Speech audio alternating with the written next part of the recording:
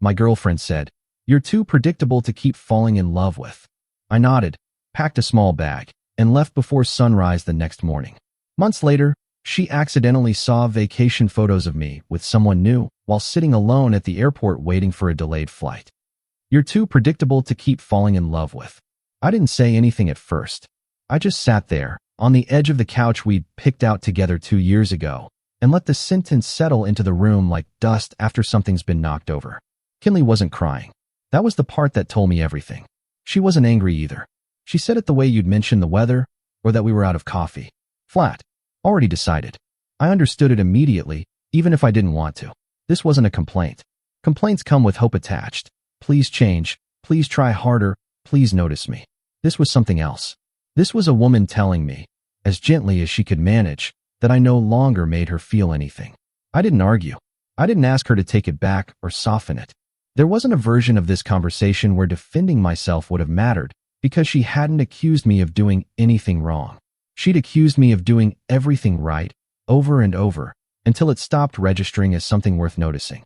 I just listened. And somewhere under the numbness, a small, calm part of me was already packing a bag that didn't exist yet.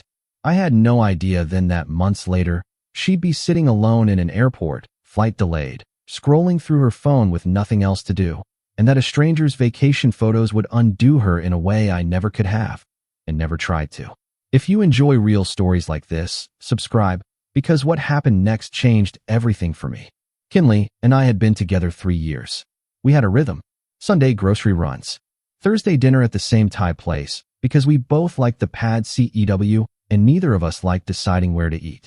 We'd started talking, vaguely, about an apartment upgrade. Maybe a dog. I thought we were building something. I thought stability was the point. I think I was right about that, actually. I just didn't understand that being right and being enough aren't always the same thing. The small comments started maybe 4 months before that night on the couch. Nothing dramatic. Qley would mention a coworker's spontaneous weekend trip to Montreal with a kind of wistfulness that didn't used to be there. She'd scroll through a friend's story, someone's boyfriend showing up with concert tickets out of nowhere, and go quiet in a way I couldn't quite name. "You're so steady," she told me once, early on, like it was a compliment. By the end, she said the same word, steady, like it was a diagnosis. I noticed the comparisons creeping in. I just didn't know what to do with them, so I did what I always did. I stayed consistent. I figured consistency was the answer to almost anything. I didn't realize it then, but that was the exact moment things started slipping past the point where steadiness could fix them. About 6 weeks before the couch conversation, I came home early from a work trip and heard Qley on the phone in the kitchen, her voice low in that specific way people use when they don't want to be overheard. I only caught fragments. "I know, but it's not like he'd ever just do something. I'm not saying he's bad, Blakely. I'm saying I'm bored." I stood in the hallway for a few seconds too long, then walked back out the front door and came back in louder, keys jangling, like I was just arriving. She didn't know I'd heard anything. I didn't bring it up.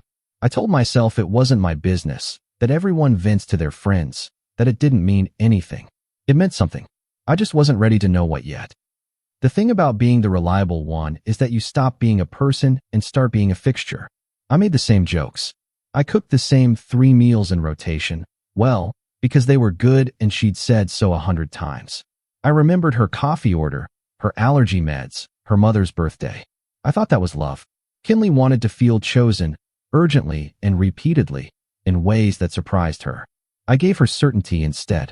I think now that those aren't opposites, but they don't feel the same from the inside, and I never figured out how to make certainty feel like fire.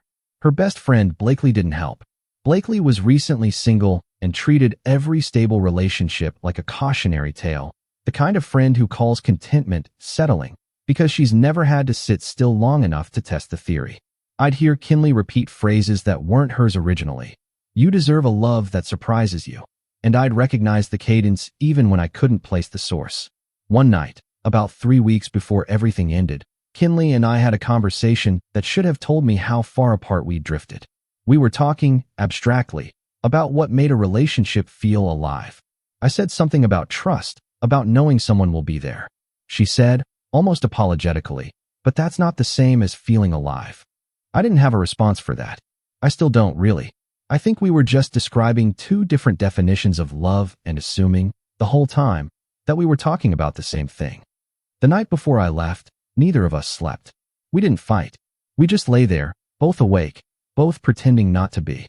Around 4 in the morning, I gave up pretending and got up. I didn't make a scene. I packed a single bag, work clothes, toiletries, my laptop, the books I actually cared about, and I did it quietly, methodically, the way I did most things. No note. No dramatic monologue. I wasn't trying to punish her or teach her a lesson. I just understood, finally, that there was nothing left to defend. Qley heard me moving and came to the doorway in the gray pre-dawn light. She didn't ask me to stay. I think some part of her assumed this was a temporary thing, that I'd cool off, that I'd be back by the weekend, predictable as always. You don't have to do this right now, she said. I think I do, I said. And that was it. No fight. No begging. I kissed her on the forehead, which surprised both of us, and I left before the sun came up. I didn't look back at the building once I was on the street. I think that scared me more than anything else that morning, how easy it was to keep walking. The first month was rough in a quiet, unglamorous way. I crashed on my friend Holden's couch for 2 weeks before I found a studio apartment that I could barely afford and loved anyway. I picked up extra hours.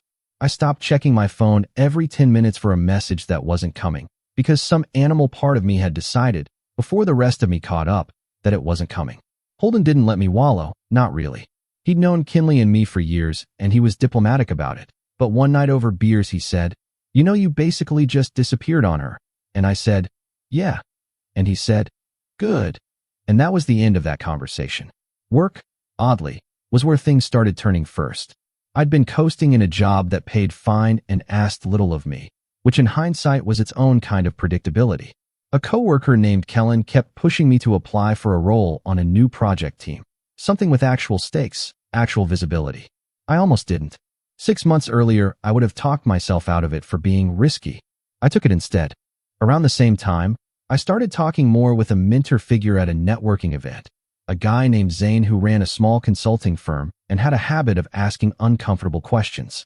"What do you actually want?" he asked me once, over coffee, "versus what you got used to wanting." I didn't have an answer that day. I started building one. Over the following months, things compounded the way they sometimes do once you finally give them room. The new role went well. I got asked to lead a piece of it. Zane brought me in on a side project that turned into something bigger.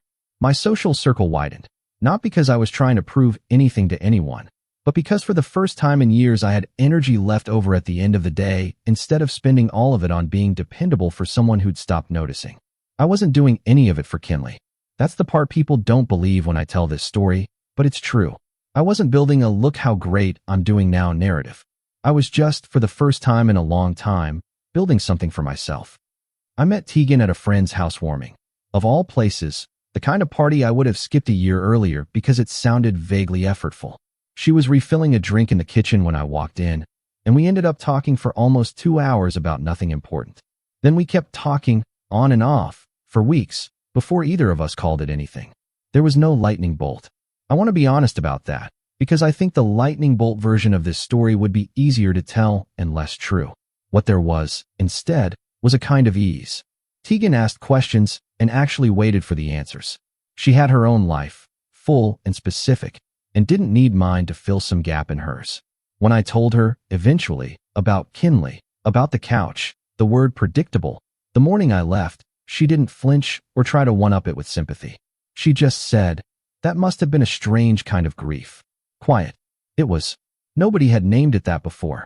We took things slowly, which surprised me, because slow had apparently become a dirty word in my last relationship. Tegan didn't experience my steadiness as boring. She seemed to experience it as a kind of relief, as something she could lean her weight on without it buckling. We made plans and kept them. We argued sometimes, normally, the way people do, and then we resolved it and moved on instead of letting it calcify into resentment.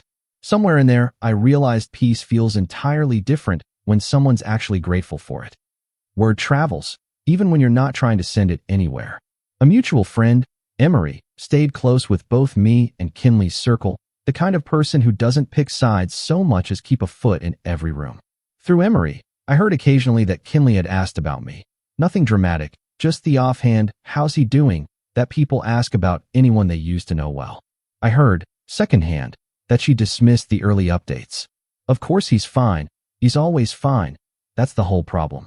I don't know if that's exactly what she said. I wasn't there. But I believed it, because it tracked with everything I knew about how she'd processed the relationship, as something that had failed to be exciting, not something that had ended. Later, apparently, the updates landed differently. Emery mentioned, almost in passing, that Qley had gone quiet when my name came up. Not dismissive quiet. Something else.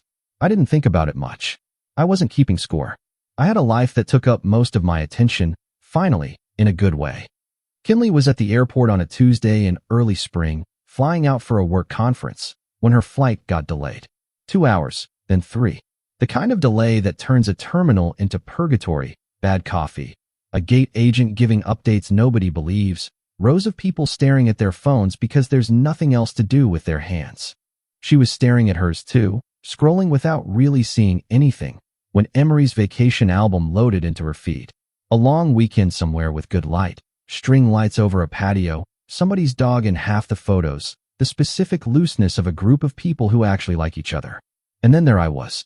Not posed. Not performing for the camera.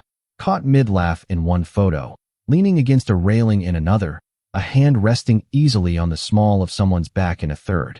Tegan was next to me in most of them, unposed too, the two of us looking like people who'd stopped trying to look like anything. Qley told me, later, that she scrolled past the first photo without really registering it, then went back, then kept going. More photos, more of the same trip, more of this version of me she didn't recognize and somehow recognized completely. Relaxed, present, unmistakably happy, in the specific, unguarded way that's hard to fake and impossible to mistake for anything else. She sat with that for longer than she expected to. The gate agent's voice kept cutting through the announcement system.